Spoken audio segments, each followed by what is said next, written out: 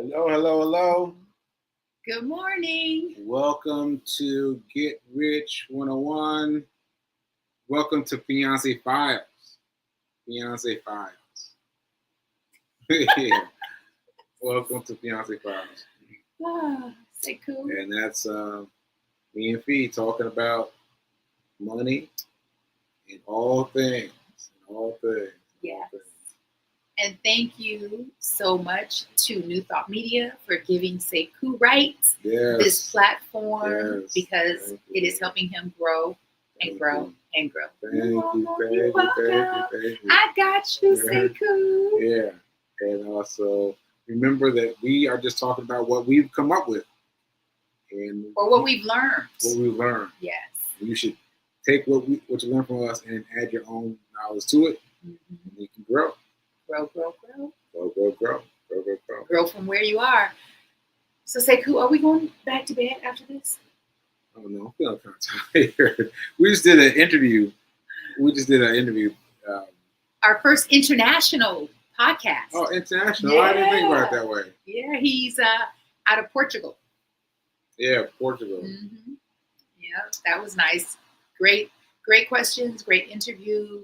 I thought it was so crazy that he had his children going to school where they speak Portuguese.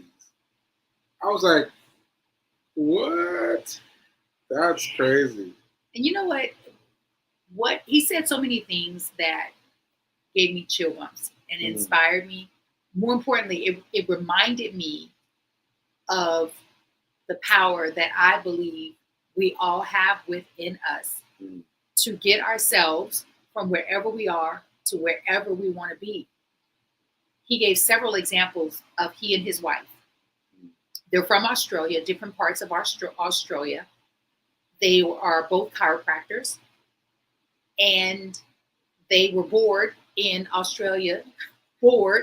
They decided to move to Ireland. And so when he said that, I was like, and he was like, no.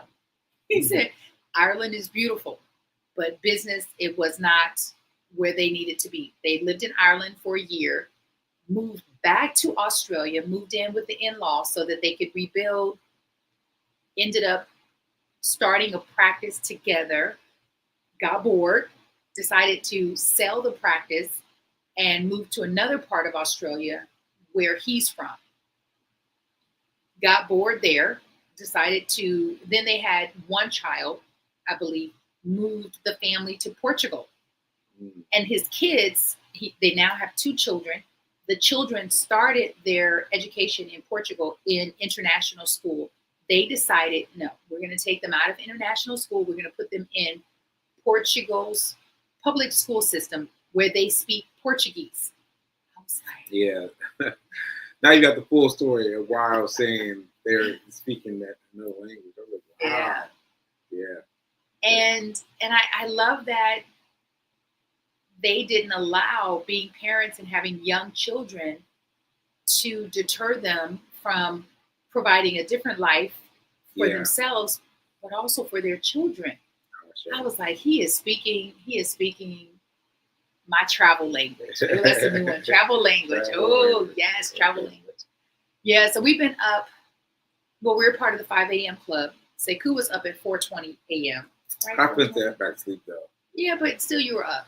I was up. You were long enough to check us in. And then been up and down. We meditated at 7 a.m. and then fell asleep during meditation. I was like, oh, we are a hot mess this morning. Yeah. But anyway, we're going to talk about money. Yes. We're going to talk about money. We're going to talk about money. I wanted to talk about my last show, solo show. And there was somebody Tuesday. that came. Yeah, Tuesday. He came on and talked about the 401k. And I was like, I really don't have much to say about the 401k. But it's just because I haven't had that much skill talking about it. So, has that changed? Let's talk about the 401k. 401k. So this is what happened for me. Do you have 401k? So while you were saying that, I was going back into my memory bank, Yeah. and I said, you know what? I'm going to make a call today. Mm. You always inspire me to be in Yeah. action.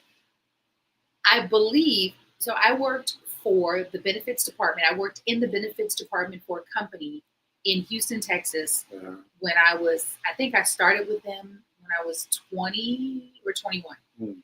I worked there, I believe, 4 to 5 years. And I feel 99.999% sure that I invested in the 401k. So I think they got my money. Right. Where's my money? And that will amass a nice little bit. Because that was 30 years ago. Wow. The company is SRI. I will be calling Palais Royal's home office. Yeah. Yeah. Let's see what's up. Because again, I have not thought about these things until Sekou Wright, that would be you. That would be you, has been teaching the principles around getting rich from where you are. Like, get rich right here, right now, today. From where you are. Get rich. You are today. That's good. That's good. I gave that to you. I'll invoice you later. Don't worry about it. Yeah. But so that makes me think about my 401k. Now, what I remember is that I got a 401k when I was temping at Time Incorporated. You got a 401k temping? Yeah, I know, it was such a blessing, but I didn't know that I should have treated it as a blessing. I was like, oh, whatever, we got some extra money, right? And I was like, oh yeah, it's fine, whatever. But what was that company? I can't remember the name of the company now, but it was a big company. Was it Time? Something Time? Time? Yeah. Time. I think that's what it was. Time. And so they were just giving out stuff to everybody. I was like, oh wow. But I watched it grow. I mean, they give you all the stuff, and you just like, I don't know, just pick something, right? Because you don't understand it. I picked something, and then I think I cashed it out when I needed some money. I was like, the tipping, it was done, and I was struggling, trying to find some money. And I was like, ooh, look, $, and I rated it. And they were like, you're going to have to pay a penalty. I was like, yeah, give me it. It's still going to be a lot of money, right? Give me. And so I sold it. And so that's how I had and lost a 401k. But let me tell you something. That sounds like a course, real quick. Right. How I had and lost a 401k. Yeah. Sounds like a course where you could, okay, but go ahead. Okay. So I was thinking about that, and I was thinking about the fact that how it was presented to me, how it was presented to everyone, was just a gobbledygook of paperwork. It was just paperwork, and it didn't make any sense. And I tried to make sense of it by choosing an aggressive thing. Like, it was either aggressive or passive. I chose aggressive, but that's it though. Like, I just chose that, and I didn't even know which stocks I had, which thing I had. The only thing I can tell you is that, oh, we frozen? Yeah. Frozen. Oh no. We're frozen. No. And I look crazy. Oh no. Unfreeze us. Unfreeze us. Unfreeze us. Oh,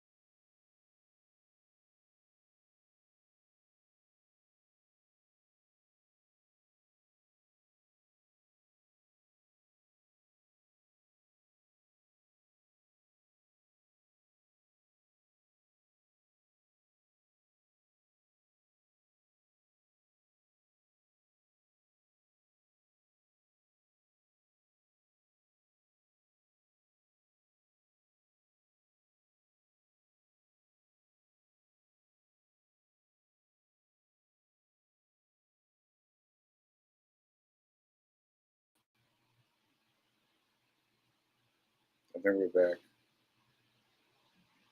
I think we're back. We're back. We're back. Turn the lights back on. Oh, And thank you for giving showtime. me life. And take two. Take two. So what were we saying? We were talking about 401ks. The 401k. And yeah. And how when they gave it to me, it gave me lots of paperwork. I didn't really understand it. The only thing I understood was Krispy Kreme. Krispy Kreme. I understood. Is it Krispy Kreme stock? Yeah, Krispy Kreme donuts. Okay. Because I knew from coming from down south, that Krispy Kreme donuts was the thing. Krispy Kreme donuts was the thing. Like to raise money, to do anything with, like Krispy Kreme was it. And so when I saw them popping up in Grand Central, okay, I saw it opening for the first time. I was like, wait, you guys are just now getting Krispy Kreme in Times Square? No, in Grand Central? Yeah. I was like, okay, they about to make some money. So I adjusted my 401k to buy a Krispy Kreme. I didn't know what I was doing. But I was like, buy a Krispy Kreme. And I did well. Oh. I did well with Krispy Kreme because Krispy Kreme shot up and it sold itself and shot up again. And I was like, oh, I'm doing it. Okay. And then, do you remember how much per share? About? Because I was into stocks like that then. I was like, Krispy Kreme. And I knew that it was doing its thing. It was getting bigger. And it was getting bigger some more. I was like, oh, wow, I'm doing something. But you know what's interesting, Sekou? Is the fact that when you opened up your 401k or when it was opened up for you, is that you had an awareness of stocks. Because I don't. I didn't either. Well, no, you did, because you knew that Krispy Kreme was on the chart. I didn't know. No, you just said you did. I'm saying, but you have to understand how amateur a process this was. I was like, ooh, Krispy Kreme, I wonder if they're on the stock exchange. Because even having that conversation. See, even now, I'm inserting language that I know now over language I knew then. But I was like, oh, I wonder if they're on something, you know? But I think you knew more than the average. You knew more than I did. Like, maybe. I just was told that your company, my company, was going to put in or match whatever I was putting into my 401k. Mm-hmm. And they probably said the word retirement, but when you're in your 20s, you're like, yes. what is that? Is that yes. a foreign language? Yes. Retirement.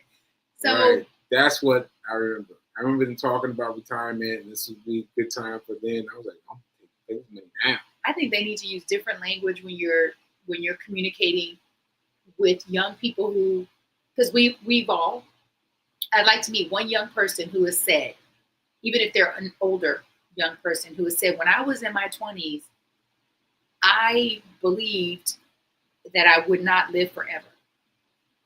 I believed that I would not live forever. Because most people in their 20s, you feel invincible. Yeah. So invulnerable. Huh? Invulnerable. Ooh, invulnerable. You better use your word. Yeah. You use those sexy words, those big sexy words. Yeah. Invulnerable. Yeah. Therefore, you're not thinking about what's going to happen 30 years from now, let alone a year from now. And so I think those words, retirement, future, they need to be replaced with other words. Yeah. Ownership, freedom.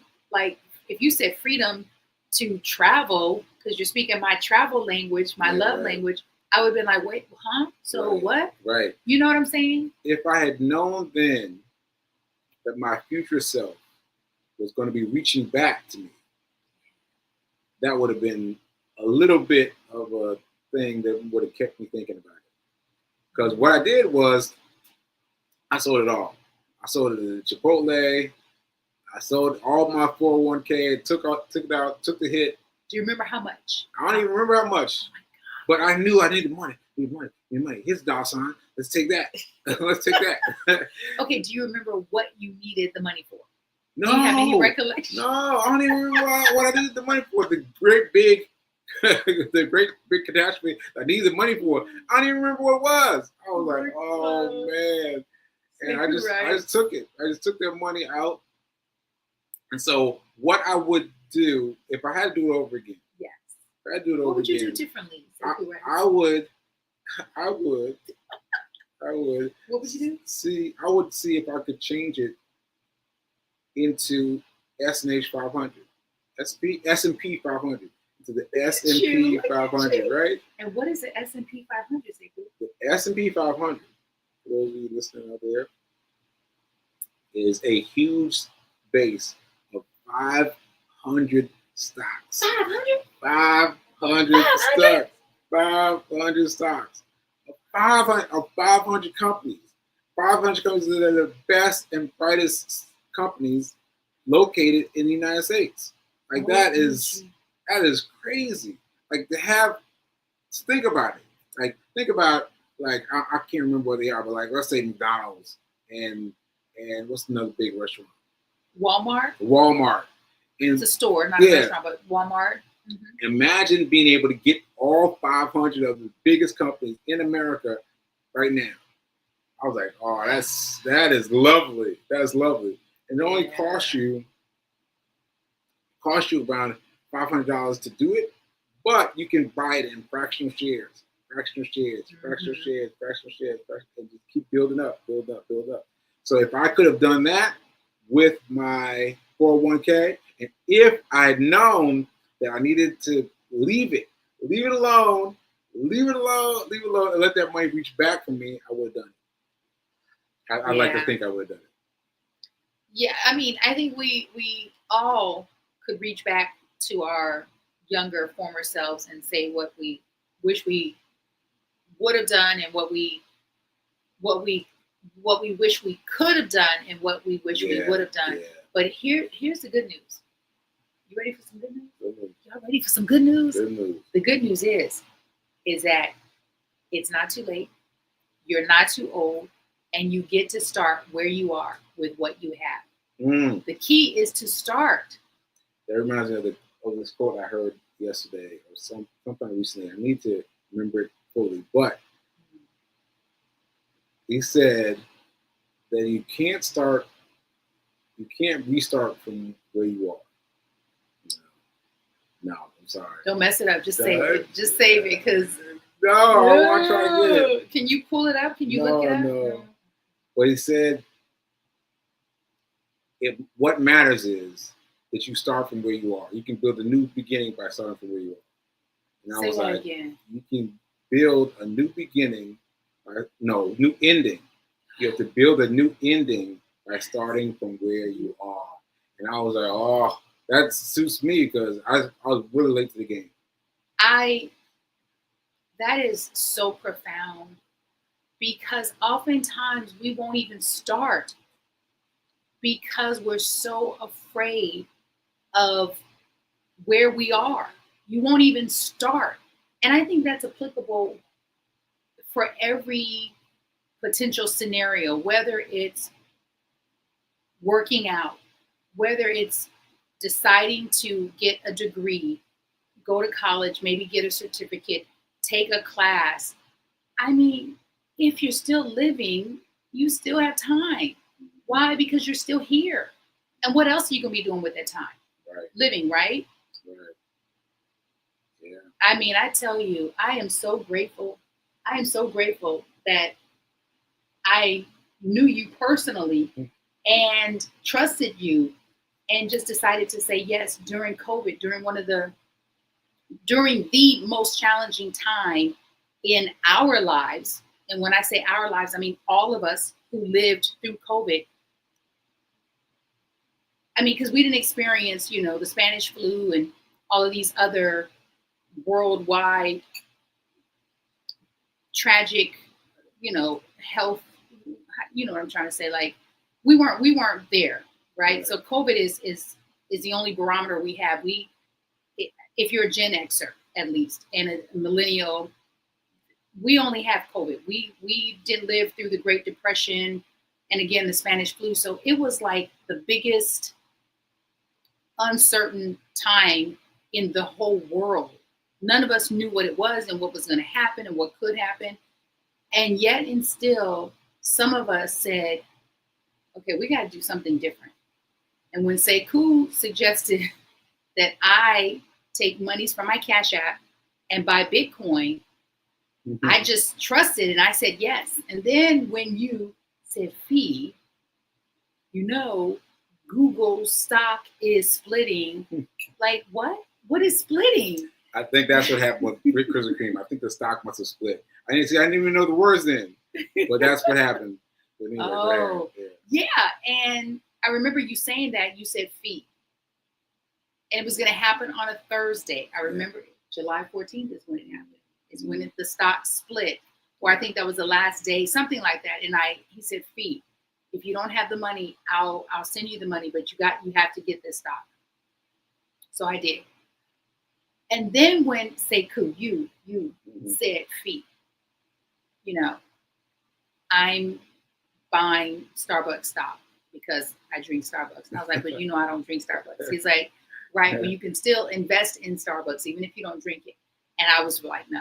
I'm not going to do it because I don't do Starbucks." He said, "Well, Fee, would you at least be willing to take $1 every single time you buy a coffee? Because you drink quite a bit of coffee at the time. Well, are you willing to take $1 and taking that $1 and transferring it into your brokerage account so that it will grow and you can buy stocks or fractional shares with the money from your coffee fund?" I was like, I'm willing to do that. But I really wasn't. I would do it sometimes. And sometimes. It's still better than no times. But then I got good. I started being consistent. And within a couple weeks, like literally taking $1 for every time I bought a coffee or a tea and transferring it into my Robinhood account, I had $15, $18, $22. It's like, first of all, you buying a lot of coffee. Right. Secondly, it's working if you just stay not if. It works because you're choosing to be consistent. Not if. Yeah. And so I'm grateful that I'm attuning my mindset towards being able to build financial wealth from right where I am with what I had and what I have. Yeah, because what else? I mean, the option is not even an option for me. What else are we going to do if we don't do this? Yeah. Save your way to wealth. And that does not work. As we've all learned, that does not work. Yeah. So you got to invest your money. You've got to invest your money, and don't be talking about you ain't got no money. If you bought the coffee, you can upgrade that coffee by $1. Yeah. Upgrade it by $1 and go put that $1 into Charles Schwab. Yes. Charles Schwab. Yeah. Yeah, that's good. Okay. So it looks like we're, right at we have a minute left. Can I make an announcement? Oh, yeah, sure. All righty. Sekou writes, my fiance extraordinaire will be speaking this Sunday at Rockland CSL. You can catch it live because they stream live. We will be posting the link. This is Sekou's second speaking engagement already of 2025. So bravo to you. Congratulations. And then this evening at 7 p.m., Fee King, that will be me, in my Facebook group, Her Story. We have a guest speaker. He is a children's book author. He is incredible. I bought his book for my niece, Chandler, and the book is all about money. Because when he wanted to have the conversation with his son about money, there were no books that spoke the language that he felt like his son could understand. So he and his son, who was, I don't know, maybe 8 or 9, wrote the book together. And it is amazing. He now has 6 books. He's coming onto the show to talk to us about self-publishing. So come into the community, Her Story, tonight at 7 p.m. And Check Say Coup writes out Sunday at 10:30 a.m. Eastern Standard Time. Okay, folks. Okay, folks. Thanks for the closeout fee. And we have to do our, our other closeout. Oh, now where's the banner? No banner? Let's see. No. Yeah. Okay. There it is. We got time. 12 seconds right there. Now is better than perfect. All right, folks. We will see you later.